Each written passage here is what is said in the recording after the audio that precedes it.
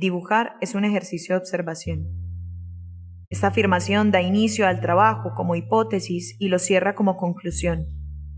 Dibujar es un ejercicio de observación y la observación necesita de alguien que descubra los objetos del mundo para detenerlos y obligarlos a que existan bajo la voluntad de una mirada y de una mano que decide graficarlos. Mi nombre es Juan David González Jaramillo y esta pieza audiovisual parte de la monografía de grado para optar por el título de Maestro en Artes Visuales del Instituto Tecnológico Metropolitano bajo la asesoría del Magíster en Antropología Santiago Mesa Romero. En la construcción de mi identidad en relación con el campo del arte, he indagado sobre las posibilidades de los materiales, la técnica y los medios relegados a la idea. En este proceso, he encontrado en el dibujo una posibilidad y economía que otros medios a primera instancia no me brindan. El dibujo en libretas o bitácoras se ha convertido en una práctica reiterada y periódica en la que consigno anotaciones sobre experiencias vividas, ideas, pensamientos, temas de estudio u objetos observados. En esta práctica narrativa existe una relación inherente con la intimidad, pero también con el tiempo y lo autobiográfico.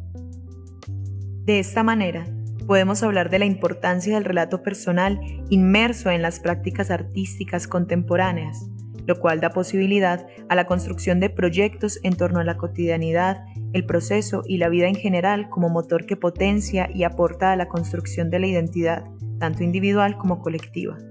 Es por esto que este proyecto toma relevancia en el contexto del arte local, ya que es a partir de nuestro entorno que construimos y elaboramos el sistema simbólico que soporta nuestra realidad.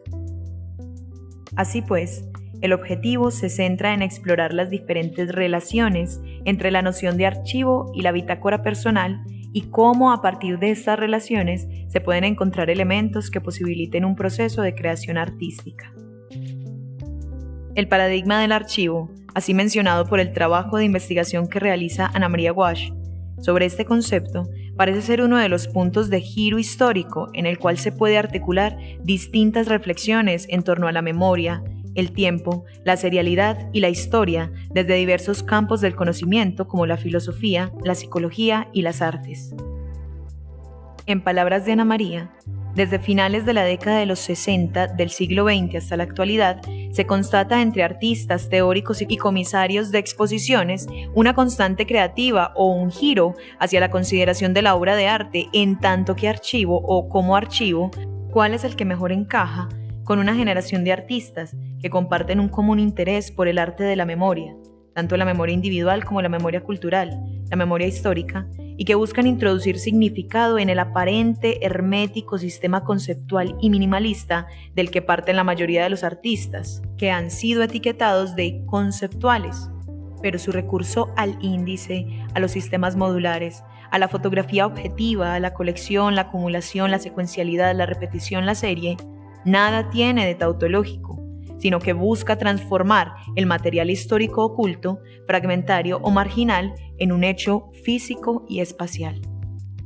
A esta visión podemos integrar el trabajo que ha tenido la etnografía con los diarios, sketchbooks o bitácoras, dado que es precisamente a partir de esa experiencia sensorial que nos aproximamos a una práctica narrativa y visual que como consecuencia se ve directamente relacionada con lo afectivo y la intimidad.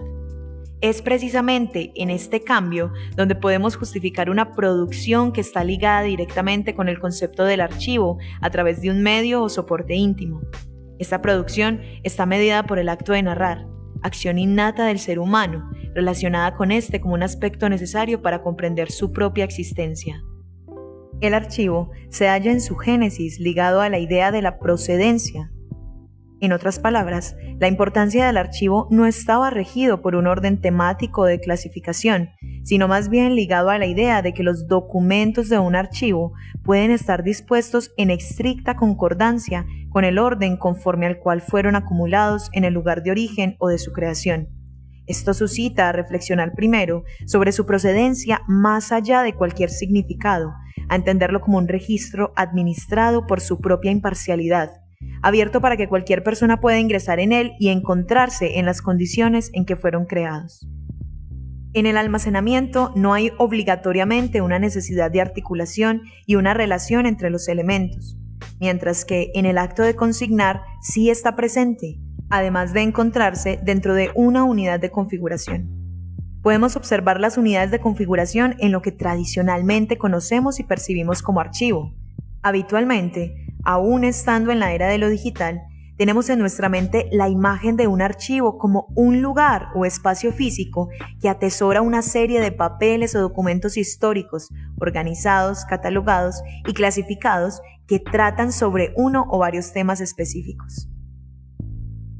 Ahora bien, en la bitácora personal nos enfrentamos a la constante revisión del tiempo vivido, la proximidad de la experiencia en correlación con lo que podríamos llamar el tiempo interior de cada individuo. El tiempo de esta narrativa es dual. Por una parte, podríamos ligar la bitácora a una serialidad y cronología, un orden en el cual se desarrolla un contenido y un tiempo en el que se anota una narración, un proyecto que inicia en un momento y puede terminar en otro en específico. Pero por otro lado, el tiempo interior lo podemos asociar con lo no lineal, lo disruptivo, con una idea que se acerca mucho más a la circularidad, una permanente inscripción de la intimidad, de la experiencia personal, en la cual tenemos la posibilidad de volver a ella, que es en sí mismo un nosotros, un proceso de autoconocimiento y reflexividad. En el proceso de revisión de las bitácoras personales, hay 3 conceptos que van a aparecer constantemente, bien sea porque son evidentes en lo gráfico o porque son necesarios para poder establecer la reflexión sobre lo narrado. Por una parte, acontecimiento, por otra parte, experiencia y por último, pensamiento. ¿Cómo es el proceso de una idea? ¿Qué serie de acontecimientos llevan a concretar un pensamiento? ¿Cómo concretarlas? ¿Cómo representarlas?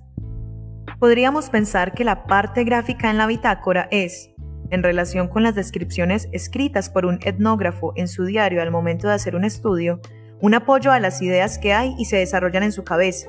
En mi caso, muchas de las imágenes acompañan un pensamiento o una reflexión que, al ser una persona que prefiere desenvolverse en imágenes más que en palabras, escudriña en las posibilidades del lenguaje visual, sirviéndose de él para tratar de comprender mejor lo que ocurre en la individualidad.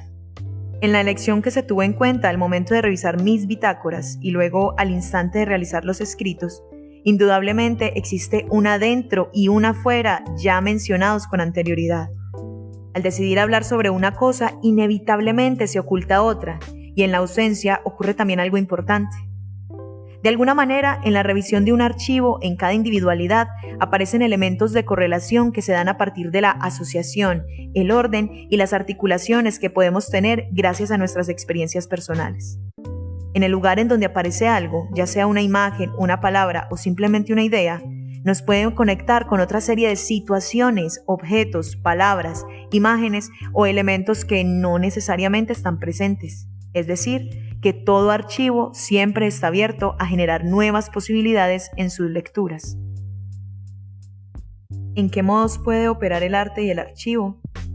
Principalmente, hemos encontrado 2 campos operativos en el que los artistas han trabajado con el archivo. El primero hace referencia al modo regulador del orden, es decir, proyectos en los que se acentúan las clasificaciones, las series y que por lo tanto responde a un principio de homogeneidad y continuidad.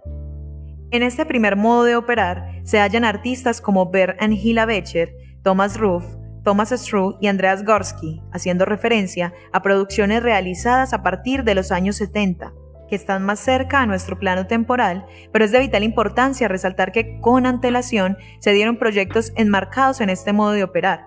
Desde el campo de la literatura con Walter Benjamin en el montaje literario de El libro de los pasajes y el montaje visual del ya mencionado Atlas Mnemosyne de Aby Warburg. El segundo enfatiza en los procesos de intermitencia, además de los procesos derivados de las acciones contradictorias de almacenar y guardar y a la vez de olvidar y destruir huellas del pasado, una manera discontinua y en ocasiones pulsional que actúa según un principio anómico, sin ley.